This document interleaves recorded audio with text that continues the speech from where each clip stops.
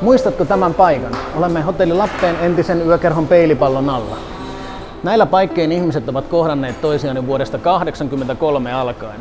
Jatkossa tästä kulkee kauppakäytävä ja me avaamme tähän ympärille uusia ravintoloita. Ensimmäisen niistä jo melko pian. Käydäänpä katsomassa, mitä baarissa tapahtuu.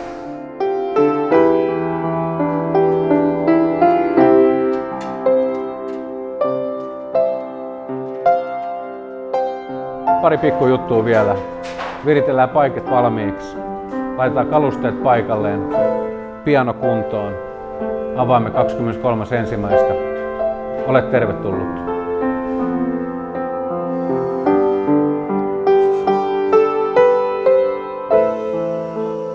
Hyvä. Se on siinä.